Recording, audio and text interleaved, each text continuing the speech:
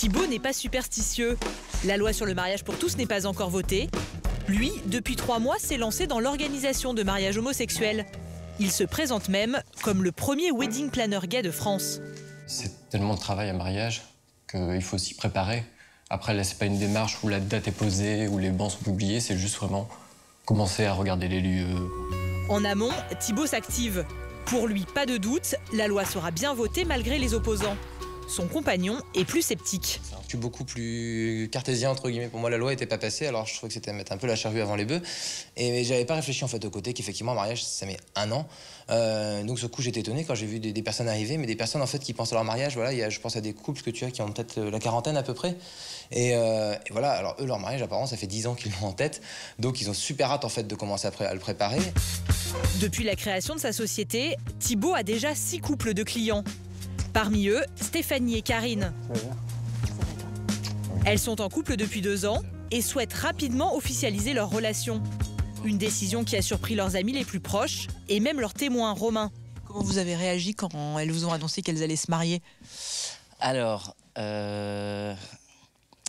très heureux, mais un petit peu réticent au début. Je me dis que c'est peut-être un petit peu tôt, peut-être laisser d'autres se marier avant, que l'effet médiatique puisse passer. Effectivement, les premiers mariages, ça risque d'être un petit peu compliqué. Les réactions des gens, il risque d'y avoir beaucoup de gens aux sorties des mariages, peut-être des manifestations même encore.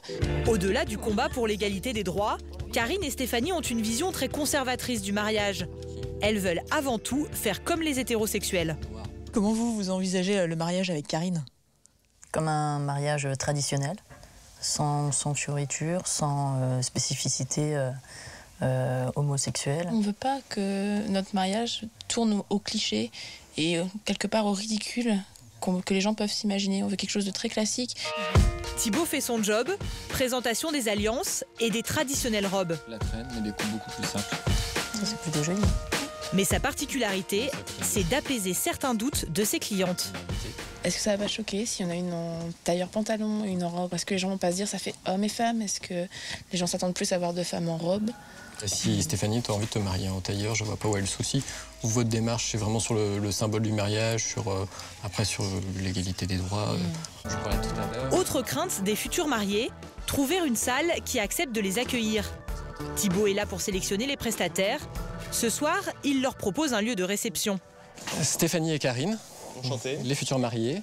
Donc on va leur présenter un petit peu le lieu. Imaginons quand il fera beau, chaud et jour surtout. Mais ouais, ça sera sympa avec la vue sur la baie. La clientèle homosexuelle est avant tout vue comme une aubaine commerciale. Un marché supplémentaire qui pourrait représenter 10% du business du mariage. C'est évidemment un marché porteur, pour de multiples raisons.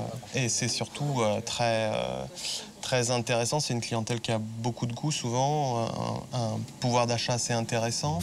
Stéphanie et Karine aimeraient se marier à la fin de l'été, entourées d'une 50aine d'invités.